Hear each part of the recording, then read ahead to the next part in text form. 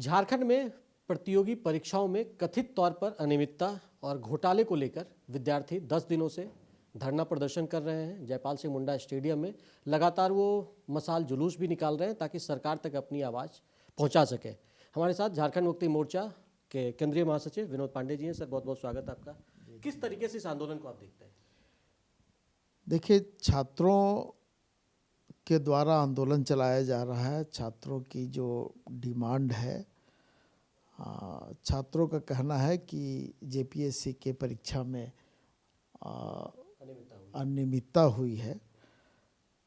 लेकिन जब से छात्रों ने इन बातों को लेकर के प्रदर्शन करना शुरू किया, आंदोलित हुए, उसके पहले सरकार के संज्ञान में और इस राज्य के मुख्यमंत्री के संज्ञान में ये बातें आ चुकी थी। उनको भी सूचना मिली। उनको जब सूचना मिली तो उन्होंने रातों रात जेपीएससी के ऊपर में कार्रवाई करने का काम किया। जेपीएससी को पुलिस ने घेरा। वहाँ पर जितने भी कर्मचारी थे, सदस्य थे, उनकी गिरफ्तारी हुई, उनसे पूछताछ हुई। और आपने ये भी देखा होगा कि जो वहाँ के अध्यक्ष थे उन्होंने इस्तीफा भी दिया। सीआईडी लगातार सबों से पूछताछ भी कर रही है। आज भी जो जेपीएससी के अध्यक्ष थे, आज भी उनके साथ पूछताछ चल रही है। तो सरकार ने जितनी तत्परता और गंभीरता दिखाई, हमको लगता है कि इसका परिणाम छात्रों के हित में होगा और छात्रों के साथ में किसी भी तरह का अगर गलत हो रहा है तो ये सरकार बर्दाश्त नहीं करेगी और झारखंड मुक्ति मोर्चा भी बर्दाश्त नहीं करेगी इसको। झारखंड मुक्ति मोर्चा अगर युवाओं के साथ अन्याय होता है तो उसे बर्दाश्त नहीं करेगी। लेकिन सवाल ये भी लगातार उठाया जा रहा है कि झारखंड में जो परीक्षाएं हैं, प्रतियोगी परीक्षाएं हैं, उसका एक कैलेंडर का पालन नहीं होता। जेपीएससी अब तक मात्र 14 बार हुए हैं। बाकी जो दूसरी परीक्षाएं हैं वो भी समय पर नहीं होती है। ट्रांसपेरेंसी की स्थिति कब बनेगी कि ओएमआर सीट गायब हो जाता है? इस तरह के आरोप लग रहे हैं। देखिए, जब से हेमंत सोरेन जी ने इस राज्य के सत्ता को संभाला, उसके बाद लगातार कई एक परीक्षाएं हुई है। हमको लगता है कि शायद पहले ऐसा कभी नहीं हुआ होगा और किसी राज्य में नहीं हुआ होगा। जो बैकलॉग था उन सभी परीक्षाओं को एक बार में इन्होंने पूरा करने का काम किया। इसके पूर्व में जो भी सरकारें थी, चाहे जब राज्य अलग हुआ था उस समय बाबूलाल मरांडी जी इस राज्य के मुख्यमंत्री बने थे, और जब जेपीएससी का गठन हुआ था उसके बाद जो परीक्षाएं हुई, उन परीक्षाओं का हश्र क्या हुआ।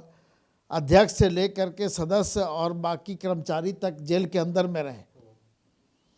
उसके बाद अर्जुन मुंडा जी ने इस राज्य की सत्ता को संभाला। उस समय क्या हुआ, जो सदस्य थे, जो अध्यक्ष थे, सभी लोग उन अनियमितताओं में संलिप्त थे। रघुबर दास जी जब इस राज्य में सत्ता पे आसीन हुए, 5 साल के दरमियान एक भी जेपीएससी की परीक्षा को उन्होंने कराने में सफलता हासिल नहीं की। हेमंत सोरेन जी जब इस राज्य में सत्ता को संभाले, जब इस राज्य के मुख्यमंत्री बने, तो इन्होंने इसे नियमित करने का काम किया। और इस परीक्षा में जैसे ही ये सूचना उनको मिली, और ये सूचना उनको गुप्त सूचना मिली थी, और उन्होंने कार्रवाई किया। आज स्थिति ये है कि 11 लोगों की गिरफ्तारी हो चुकी है और सभी लोगों से पूछताछ भी चल रही है। सीआईडी इस राज्य की एजेंसी है, जांच एजेंसी है, वो अपना काम कर रही है। और हमको लगता है कि बहुत जल्द जो लोग भी इसमें संलिप्त और होंगे, वो सारे लोग कटघरे के पीछे आपको नजर आएंगे। चलिए ठीक है, ये लोग सब नजर आएंगे। लेकिन एक चीज़ और लगातार आरोप ये भी लगता है कि झारखंड में जो गरीब है, जो बेचारे घर से अपना किसी तरह से ज़मीन गिरवी रखकर, घर गिरवी रखकर, और वो रांची में आकर पढ़ाई करते हैं, और उसके बाद कहा जाता है कि नौकरियां जो है वो पैसे में बिक गई।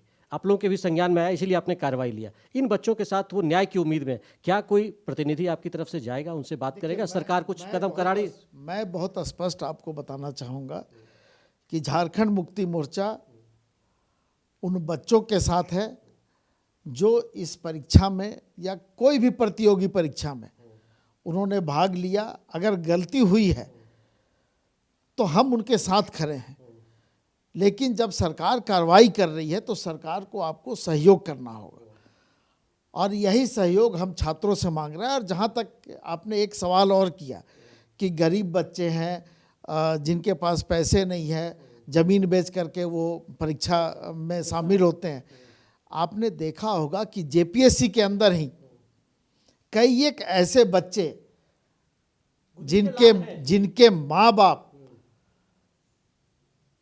माने उस स्थिति में नहीं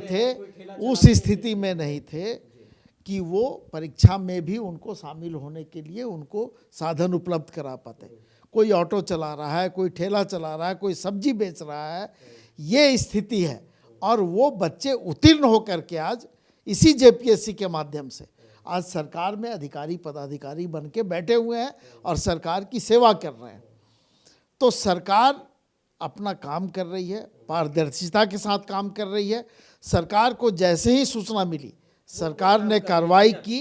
विद्यार्थियों से क्या अपील, क्योंकि अभी तक जो शांति विद्यार्थी अपना आंदोलन कर रहे हैं, अपनी बात रख रहे हैं। मैंने पहले भी कहा है कि झारखंड मुक्ति मोर्चा उनके आंदोलन के साथ है, उनके साथ हम खड़े हैं। और सरकार को हम लोगों ने बोला भी है। आज हेमंत सोरेन जी सिर्फ इस राज्य के मुख्यमंत्री नहीं हैं, वो झारखंड मुक्ति मोर्चा के अध्यक्ष भी हैं। तो उनका भी दायित्व बनता है, उनका भी जो कर्तव्य बनता है वो उसको निभाने का काम कर रहे हैं। और हम लोग भी पूरी तरह से इस बात पर नज़र रखे हुए हैं कि इसमें जेपीएससी के अंदर में चाहे जो लोग भी हो, जो भी दोषी है बच्चों के भविष्य को खराब करने के लिए, उन पर कार्रवाई हो, सख्त से सख्त सजा उनको मिले। इस पक्ष में झारखंड मुक्ति मोर्चा भी है और सरकार भी है। एक चीज़ और है कि ट्रांसपेरेंटी के साथ साथ रिफॉर्म की भी बात ये युवा कर रहे हैं और अब इस्तीफे की मांग पर भी आगे बढ़ गए। नहीं, देखिए, सवाल इस्तीफा का नहीं है, सवाल है कि बच्चों की भविष्य की बात है और उनके भविष्य को देखते हुए सरकार ने ये कदम उठाया है।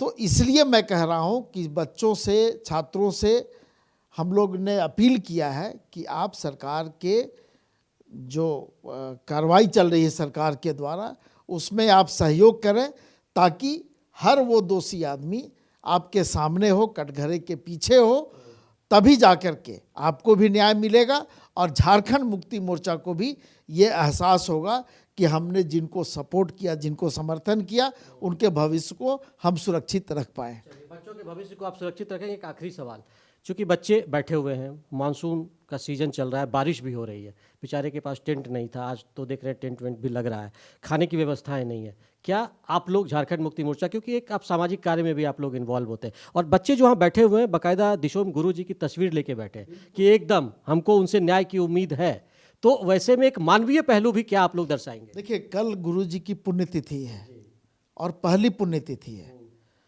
और वहाँ जो छात्र बैठे हुए हैं गुरु जी के चित्र पर माला पहना करके और उनको सामने उन्होंने रखा है, तो स्वाभाविक है कि हमारा भी दायित्व बनता है, हमारा भी कर्तव्य बनता है कि उनको हम सहयोग करें। और सबसे बड़ी बात हमने और 2-4 दिन पहले हमने कहा था कि जो छात्र हैं, जो नौजवान हैं, जो इस आंदोलन में हैं, वो किसी भी तरह से राजनीति का शिकार नहीं बने, राजनीति का हिस्सा नहीं बने। और इसी कारण से हम लोग ये एहसास उनको नहीं होने दे रहे हैं कि छात्र किसी दल से, किसी राजनीति के हिस्सा बन रहे हैं।